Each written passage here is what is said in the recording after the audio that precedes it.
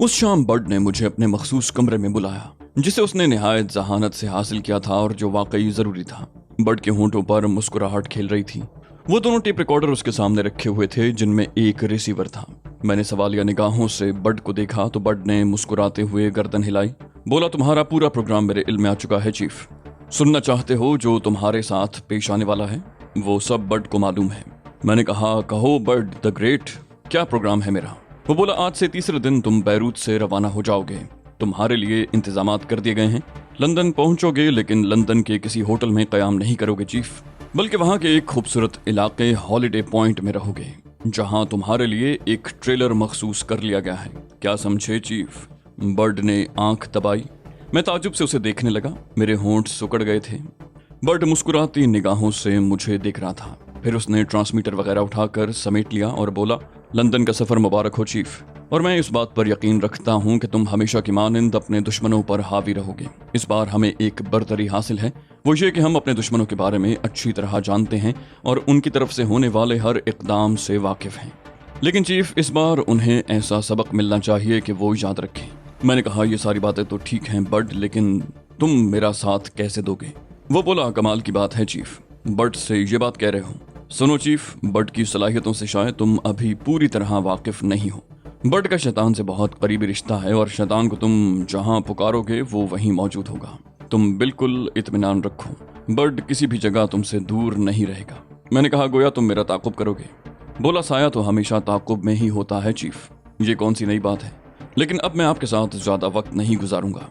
Madam Juliet अपना काम मुकम्मल करके आपके पास पहुंच जाएंगी, चुनाचे लंदन तक के लिए खुदा हाफिज। मैंने बर्ड को रोकने की कोशिश नहीं की। अपने कमरे में वापस आने के बाद मैं उसके इस इंकिशाफ पर गौर करने लगा। बर्ड मेरा काबिल एतमाद साथी था। उससे किसी गलत बयानी की तवक्को नहीं की जा सकती थी।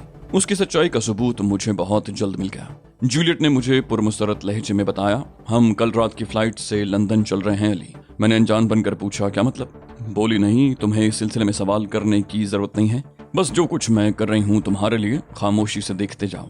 जब तुमने खुद को मेरे हवाले कर दिया है तो फिर इत्मीनान रखो कि मैं जो कुछ करूंगी वो तुम्हारे मफाद में ही होगा। मैंने हथियार डाल दिए। दूसरे दिन वाकई मुझे बिल्कुल फुर्सत न मिली। अगर बर्ड से मुलाकात न हो गई होती तो बड़ी मुश्किल में फंस जाता। जूलियट ने मेरे साथ बैरूत के बाजारों में कुछ शॉपिंग की थी और फिर शाम को वो तैयार होकर होटल से निकल आई थी। रास्ते में उसने कहा, मैं चाहती हूँ कि बकिया वक्त एयरपोर्ट पर गुजारा जाए ताकि हम किसी और उलझन में न फंस सकें। वैसे मुझे अफसोस है कि तुम्हारी मुलाकात अपने उस दोस्त से नहीं हो सकी, लेकिन ये भी बेहतर ही है। हम अपने मामलात में दूसरों पर इन्हिसार नहीं कर सकते। मैंने कहा, वैसे भी वो तंजीम का आदमी है जूलियट, और मुझे बाहर तौर उनसे राब्ता मुनक़ता करना ही था।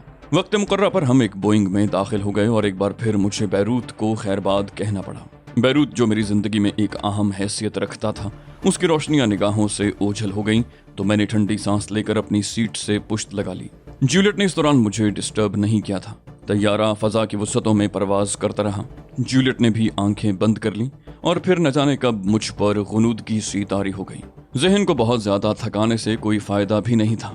मैं नई मंजिल और नए रास्तों पर सफर करने के लिए आमादा हो गया था। आने वाला कोई लम्हा मेरे लिए जाना पहचाना नहीं होता था। जिन लम्हों को पहचानने की कोशिश की थी वो बिल्कुल ही अजनबी साबित हुए थे। मेरे और तहजीब मैल्कम एक्स के दरमियान हमेशा ही फासलों की दीवारें रही थी। जब भी कभी उसकी कुर्बत नसीब होती, कोई ना कोई ऐसा वाक़या रूनुमा होता कि हम फिर से जुदा हो जाते, और इस मर्तबा तो मुझे गोया नई जिंदगी मिल गई थी। अगर ये फासले इतने तवील हो जाते कि ज़मीन से आसमान तक सफ़र करना पड़ता तो शायद मैं खुदकुशी भी न कर सकता। न जाने कब तक सोता रहा। आँख खुली तो तैयारा महवे परवास था। पायलट कैबिन से लंदन के बारे में मालूमात फराहम की जा रही थी और फिर खूबसूरत एयर होस्टेस ने बेल्ट कस लेने की दरखास्त की। गोया हम लंदन एयरपोर्ट पर पहुंच गए थे। मैं पहले भी यहाँ आ चुका था, लेकिन इस तरह के हादसात मेरे ताक़ुब में थे। लंदन एयरपोर्ट के बहुत से हादसे याद थे जहाँ मैं एक अजनबी चेहरा लेकर दाखिल हुआ था और लंदन पुलिस ने मुझे गिरफ्तार कर लिया था। फिर उसके बाद एक बीवी भी बर्दाश्त करना पड़ी थी। माजी के ये दिलचस्प वाक़यात अब तक मेरे हाफिजे में महफूज थे। कस्टम्स वगैरह से फरागत हासिल करने के बाद हम एयरपोर्ट हॉल में आ गए।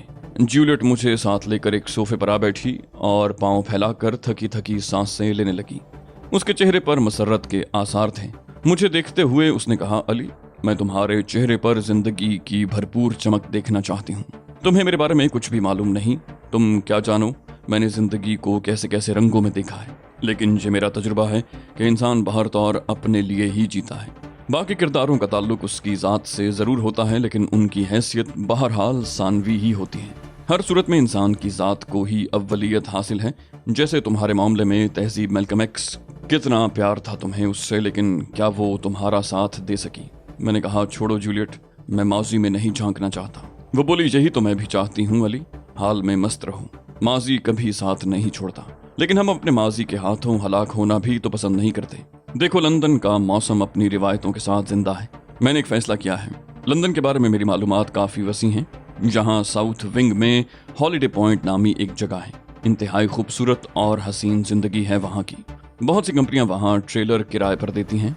इंसानों से भरे किसी 5 स्टार होटल में क़याम करने की बजाय अगर हम हॉलीडे पॉइंट पर एक ट्रेलर हासिल कर लें तो क्या ख्याल है? मैंने कहा, जैसा तुम पसंद करो। वो बोली, बाहर उन कंपनियों के दफातर मौजूद हैं, आओ बाहर निकलें। मैं यहीं से ट्रेलर हासिल करने की कोशिश करती हूँ। मैं अपनी जगह से उठा और जूलियट के साथ बाहर निकल आया। फिर एक अलग जगह खड़ा हो गया क्योंकि जूलियट को मौका फराहम करना चाहता था। मेरे साथ लगे रहने से बिला वजह उसे परेशानी होती। जूलियट ने इस मौके को गनीमत समझा था। कंपनियों के कैबिन वाकई वहां मौजूद थे। जूलियट बहुत जल्द वापस आ गई। उसके हाथ में एक कागज की स्लिप दबी हुई थी। उसने स्लिप मेरी तरफ बढ़ाते हुए कहा, हमारे ट्रेलर का नंबर 20 है। थोड़ी देर के बाद हम एक टैक्सी में बैठे हॉलीडे पॉइंट की जानिब जा रहे थे। साउथ विंग की बुलंदोबाला इमारतों के पीछे हरे भरे मैदानों का सिलसिला शुरू हो गया था। ये सब के सब मसनूई थे और समंदर से कुछ फासले पर खास तौर से बनाए गए थे। आमतौर से यहाँ छुट्टियां गुजारने वालों के गिरोह रहा करते थे। ट्रेलरों की एक दुनिया आबाद थी। एक बिल्कुल ही नई जिंदगी लोग यहाँ गुजारते थे, लेकिन मैं इससे कबल भी ये जिंदगी देख चुका था। एक हसीन लड़की के साथ किसी खूबसूरत ट्रेलर में क़याम करने का मकसद लोग अच्छी तरह जानते हैं, लेकिन मेरी जिंदगी में ये मकसद कभी नहीं आया था। हमारा ट्रेलर काफ़ी कुशादा और खूबसूरत था। कंपनी के एक अटेंडेंट ने हमारी रहनुमाई उस तक की थी और फिर उसने हमें ज़रूरतों की सारी चीज़ों से आगाह कर दिया था। हमारे ट्रेलर से कोई 200 गज के फासले पर होटल सोरेंटो था, जिसे 5 स्टार तो नहीं कहा जा सकता था, लेकिन उसमें सहूलतें 5 स्टार होटल ही की थी। ट्रेलर के लिए बैरूनी सर्विस भी होती थी, बशर्ते कि आप किसी वेटर को मुस्तकिल बुक कर लें। खास किस्म के वायरलेस वॉकी टॉकी फराहम कर दिए जाते थे ताकि वेटरों को इतने फासले से बुलाने के लिए होटल तक न जाना पड़े। बिलाशुबा यहाँ की जिंदगी निहायत हसीन थी, बशर्ते कि आप माली तौर पर उसके मुतहम्मिल हो सकें। सिवाय इस तरफ से मुझे कोई परेशानी नहीं थी। हाँ, ज़हनी तौर पर मैं ज़रूर परेशान था। एक इज़्तिराब, एक बेचैनी दिल में करवटें लेती रही थी। ट्रेलरों के अतराफ की दुनिया तरह तरह के लोगों से आबाद थी।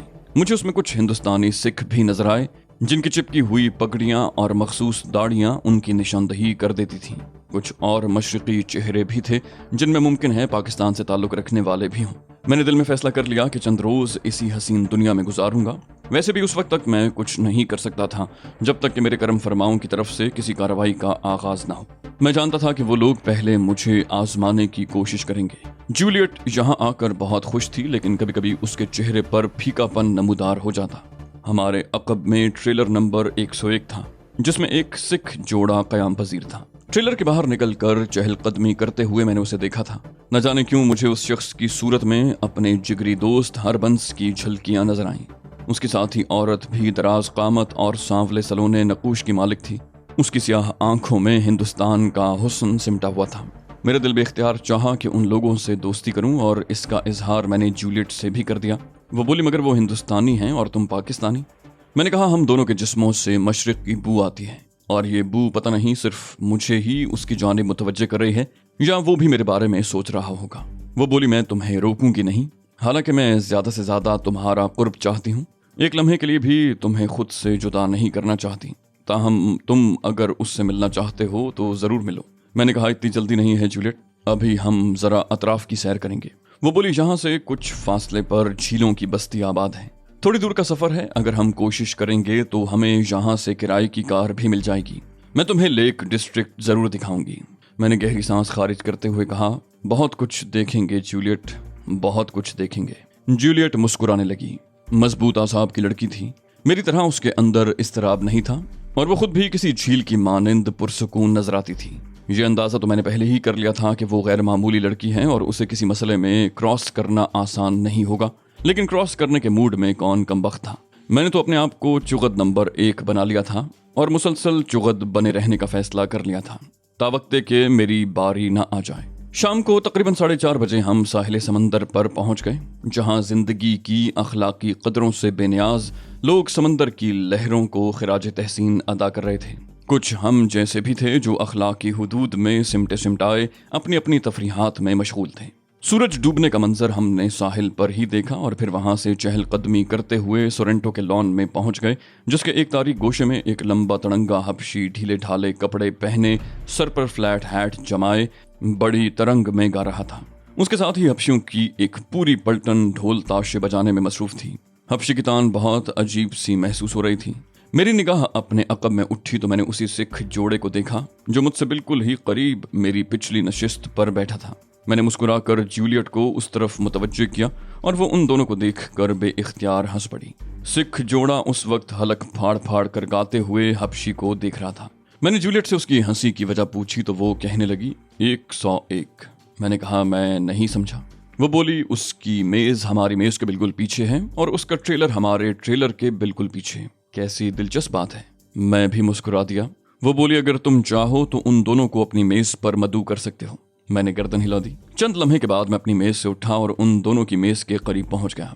मैंने खम होकर कहा सत श्री अकाल सरदार जी। नौजवान सरदार चौंक कर मेरी शक्ल देखने लगा। फिर उसने दोनों हाथ जोड़ते हुए कहा सत श्री अकाल जी। सत श्री अकाल। बैठो जी। जी खुश कर दिया। बैठो भाई जी, किधर के हो? सरदार ने रिवायती खुश अखलाकी से कहा और मैं कुर्सी घसीट कर बैठ गया। मैंने कहा सरदार जी मैं पाकिस्तानी हूँ। सरदार ने पूछा ओ जियो बादशाहो, पाकिस्तान के कौन से शहर से हो? मैंने कहा कसूर का रहने वाला हूँ। बोला वाह भाई वाह, सोना शहर मेरा सोना कसूर। सरदार मुस्कुरा कर बोला और फिर अपने साथ बैठी हुई औरत से कहने लगा रमा, अजनबी देश में अगर कोई अपना बंदा मिल जाता है तो कितनी खुशी होती है। वैसे भी यहाँ बहुत से लोग हैं मगर हर नए आदमी से मिलकर अच्छा लगता है। नाम क्या है तुम्हारा भाई जी? मैंने कहा अली यार खान। बोला मेरा नाम हरनाम सिंह है जी और ये मेरी वोटी रमा सिंह। सांवली सलोनी औरत ने हाथ जोड़ दिए थे। उसके चेहरे पर वही रिवायती मलाहत थी जो मशरिक का खासा है। मैंने उसकी तरफ भी देख कर गर्दन खम की। कहा भाभी जी थोड़ा सा फासला है मेरे और आपके वतन में, लेकिन अपने वतन से इतनी दूर इस लंदन में ऐसा लगता है जैसे हमारे दरमियान कोई फासला ही ना हो। वो बोली सच कहते हैं भाई जी, बिल्कुल सच कहते हैं। मैंने कहा आप लोग लंदन किस सिलसिले में आए हैं? हरनाम सिंह ने कहा बस जी हनीमून बनाने आए हैं। अभी पिछले साल हमारी शादी हुई है लेकिन छुट्टी अब मिली है। मैंने कहा बहुत खूब, बस आपको देख कर जी मचल गया सरदार जी। आप हिंदुस्तान में कौन से शहर के रहने वाले हैं? हरनाम सिंह ने जवाब दिया खास पटियाला का। मैंने कहा बड़ी खुशी हुई। मैं अपनी दोस्त के साथ बैठा हुआ अपने इलाके की बात कर रहा था, तभी आप लोग नजर आ गए। पहले भी मैंने आप लोगों को देखा था और बेख्तियार जी चाहा था कि आपसे मुलाकात करूं। बहुत दिन से अपने वतन से बिछड़ा हुआ हूं। एशिया की खुशबू के लिए दिल तरसता रहता है। आप लोगों को देख कर दिल पर काबू न रख सका। वो बोला बड़ा अच्छा किया जी आपने, मुलाकात के लिए आ गए। दोस्त किधर है आपकी? मैंने इशारा किया वो उस कुर्सी पर बैठी है। वो दोनों जूलियट की तरफ देखने लगे। जूलियट हमारी तरफ मुतवज्जे नहीं थी। वो बोला तो फिर उसे भी इधर ही बुला लेना, वहां अकेली बैठी क्या कर रही है? मैंने कहा उसकी ख्वाहिश है कि आप रात का खाना हमारी मेज पर खाएं। सरदार बोला ठीक है जी, मुझे और मेरी बीवी को भला क्या एतराज हो सकता है? रमा सिंह ने जल्दी से कहा कितने कंजूस हो तुम हरनाम। नहीं भैया जी, अपनी दोस्त को यहीं बुला लें, हम आपको डिनर देंगे। मैंने कहा नहीं भाभी जी, मैं आपको पहले दावत दे चुका हूँ, आपकी तरफ से फिर कभी सही। हरनाम सिंह जल्दी से बोला ओ उठो रमा, फिर की फिर देखी जाएगी, उठो भाई। हरनाम सिंह ने अपनी बीवी का हाथ पकड़कर उसे उठाया और फिर तकरीबन उसे खींचता हुआ ही हमारी मेज तक आया। जूलियट ने कुर्सी से उठकर गर्दन खम करके उनका इस्तकबाल किया था। रमा ने जूलियट से हाथ मिलाया और फिर हरनाम सिंह ने भी जूलियट का हाथ अपने हाथ में पकड़ लिया। मैंने महसूस किया था कि वो जूलियट का हाथ छोड़ने के लिए तैयार नहीं था। जूलियट ने खुद ही कुर्सी पर बैठते हुए उससे हाथ छुड़ा लिया। हरनाम सिंह ने एक कहा लगाते हुए कहा माफ करना बहन जी, पुरानी आदत है। जवानी में जिसका हाथ पकड़ लेते थे बस छोड़ते नहीं थे। रमा भी मुस्कुराने लगी। बोली हरनामी, हर जगह अपनी बदनामी मत करते रहा करो। वो मेरी तरफ देखते हुए बोला बदनामी किस बात की? मर्द हैं जी मर्द। क्यों भाई जी? मैंने हंसते हुए कहा ठीक है हरनाम सिंह ठीक है। उन लोगों की आमद से जहन को खासी फरहत का एहसास हुआ था। हरनाम सिंह वाकई खुश मिजाज आदमी था। बात बात पर कह लगाना उसकी आदत थी। रमा सिंह शर्मीली लड़की थी और हरनामी की हर बात पर शर्मिंदा होने लगती। उन लोगों के साथ काफी दिलचस्प वक्त गुजरा। जूलियट ने भी उनके साथ हंसी मजाक में भरपूर हिस्सा लिया। फिर जब हम लोग होटल से बाहर निकले तो हरनाम सिंह और रमा सिंह भी हमारे साथ थे। हरनाम सिंह ने पूछा, भाई जी तुम किधर जाओगे? मैंने कहा, डिनर तुमने हमारे साथ किया है हरनाम सिंह, क़याम हम तुम्हारे साथ करेंगे, क्या ख्याल है? हरनाम सिंह चौंक कर रुक गया। क्या कहते हो भाई जी? रमा, ये क्या कह रहे हैं भाई? अपनी समझ में तो कुछ नहीं आया। रमा सिंह हंसती हुई बोली, ठीक तो है, बात बराबर हो जाएगी। हरनाम सिंह ने लड़ने वाले अंदाज में कहा, ओ क्या कह रही है भाई, क्या प्रोग्राम था तेरा मेरा? मगर इस दौरान रमा आगे बढ़कर जूलियट के पास पहुंच गई थी। वो जूलियट का हाथ पकड़कर तेजी से आगे बढ़ गई, बोली, चलो जूलियट, ये तो यूं ही बकवास करता रहता है। हरनाम सिंह मेरे साथ चलते हुए बोला, भाई जी वैसे तो तुम्हें अपने साथ रखने में मुझे कोई एतराज नहीं होगा, लेकिन यार समझा करो, अभी हमारी शादी को बहुत ज्यादा अरसा नहीं हुआ। मैंने भी हंसते हुए कहा, कोई बात नहीं है हरनाम सिंह, हम तुम्हारे हनीमून में मुदाखलत नहीं करेंगे। हरनाम सिंह ने दोनों शाने हिला दिए, बोला, ठीक है भाई जी, अगर ऐसा है तो यही सही। तुम भी सोचोगे कि एक हिंदुस्तानी बंदे ने तुम्हारी इतनी सी बात न मानी। हरनाम सिंह, रमा, मैं और जूलियट बिलाखिर ट्रेलरों तक पहुंच गए। 101 नंबर ट्रेलर हरनाम सिंह का था और उसके ऐन सामने 20 नंबर हमारा। जूलियट ने ट्रेलर नंबर 101 के करीब पहुंचते हुए कहा, जी अब क्या कहते हैं हरनाम सिंह जी? वो मुर्दा सी आवाज में बोला, कुछ नहीं देवी जी, हरनामी क्या कहेगा, हम दोनों ट्रेलर के नीचे बिस्तर लगा लेंगे, तुम परवाह मत करो। जूलियट जल्दी से बोली, नहीं नहीं, अब ऐसी भी बात नहीं है, हम आपको डिस्टर्ब नहीं करेंगे, अच्छा कल जरूर मुलाकात होगी। हरनाम सिंह ने चौंक कर पूछा, ऐं आप कहाँ जा रही हैं देवी जी? मैंने कहा, कुछ नहीं हरनाम सिंह, हम तुम्हें परेशान न करने का वादा कर चुके हैं, ये 20 नंबर ट्रेलर हमारा है। हरनाम सिंह ने लपक कर मुझे लिपटा लिया, बोला, ओए खुशी डबल कर देती बादशाह, सचमुच खुशी डबल कर देती। क्यों देवी जी, ये भैया जी सच कह रहे हैं ना? हरनाम सिंह जूलियट से तस्दीक करने वाले अंदाज में बोला। जूलियट ने कहा, हाँ हरनाम सिंह जी, ये ट्रेलर हमारा ही है और हमने पहले भी आपको ट्रेलर नंबर 101 में देखा था। इस बात पर हमें हंसी आई थी कि हमारे ट्रेलर भी आसपास ही हैं और हमारी मेजें भी आसपास ही थीं।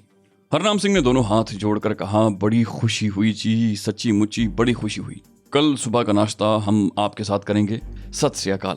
हम दोनों हंसते हुए अपने ट्रेलर की जानिब वापस आ गए। जूलियट ने हंसते हुए कहा, बड़ा खुश मिजाज है ये सिख। ट्रेलर में दाखिल होने के बाद हम लोग अपने अपने बिस्तरों पर पहुंच गए। आज का दिन खासा खुशगवार रहा था। जूलियट अपनी मसहरी पर तकिए पर ठोड़ी रखे अजीब सी निगाहों से देख रही थी। उसकी आंखों में अजीब से तासुरात थे। फिर मैं किसी सोच में गुम हो गया। जब मेरी निगाह दोबारा जूलियट पर पड़ी तो मैं चौंक पड़ा। मैंने उसे देखते हुए कहा, अभी नींद नहीं आ रही ना? बोझल से लहजे में बोली, हाँ नहीं आ रही। मैंने कहा, सो जाओ, मेरा ख्याल है रोशनी गुल कर दी जाए। वो बोली, नहीं नहीं प्लीज रोशनी मत बुझाना। मैंने ताज्जुब से कहा, क्यों?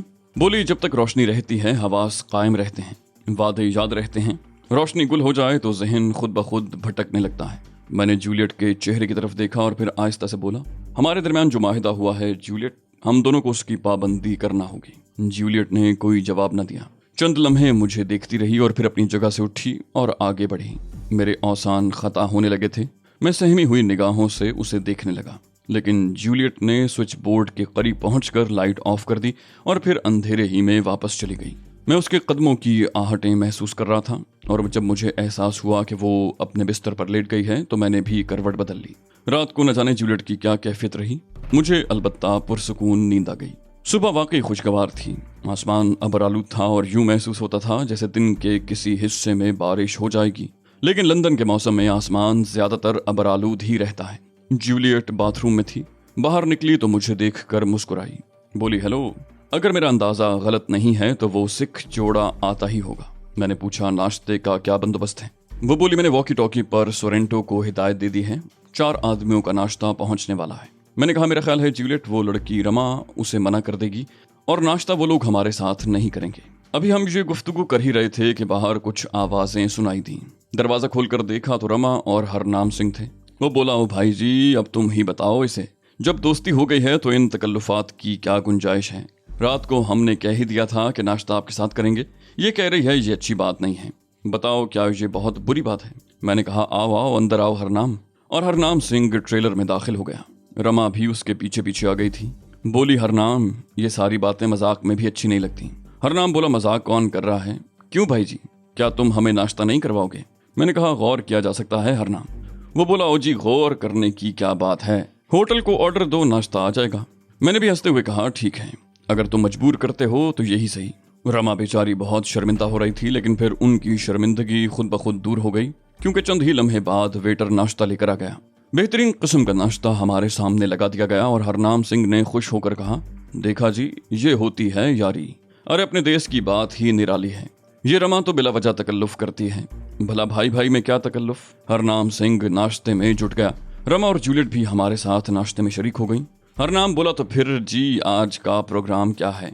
कहीं घूमने चलोगे या फिर आसमान के नीचे इसी इलाके की सैरो तफरी की जाए? रमा ने कहा, आज कहीं घूमने नहीं जाएंगे, आज आराम का दिन है। हरनाम बोला, मैं समझता हूँ ये क्यों कह रही है, पर जी परवाह मत करो, इसे कहने दो। मैंने पूछा, क्या मतलब है इस बात का? बोला, बस जी ये इसलिए कह रही है कि कहीं दोपहर के खाने के लिए भी हम आपसे न कह दें। भाई जी अब भला बताओ, यारी दोस्ती में ये तकल्लुफ कब चलता है? अगर कह भी दिया तो कौन सा नुकसान हो जाएगा? रमा ने कहा, नहीं मैं कहीं नहीं जाऊंगी, अगर तुम जाना चाहते हो तो चले जाओ। रमा की बात पर जूलियट भी हंसने लगी। बोली, रमा आप बिला वजह इतनी सी बात को अहमियत दे रही हैं। वैसे मेरे ख्याल में आज यहीं कयाम अच्छा रहेगा, आओ बाहर घूमते हैं। नाश्ते के बाद हम बादलों की छांव में बाहर निकल आए। फजा गहरी से गहरी होती जा रही थी और हवाएं बोझल होने लगी थीं। बहुत देर तक हम इधर उधर घूमते रहे और फिर वापस ट्रेलरों में आ गए।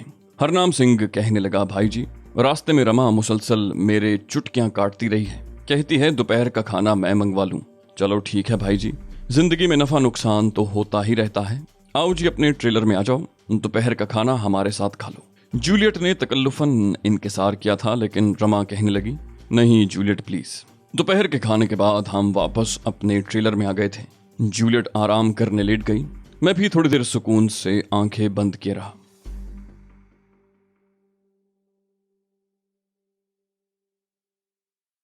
तो दोस्तों ये थी हमारी आज की एपिसोड। उम्मीद करते हैं आपको हमारी कहानी पसंद आई होगी। जाने से पहले इस वीडियो को लाइक कीजिए और शेयर करना मत भूलिए।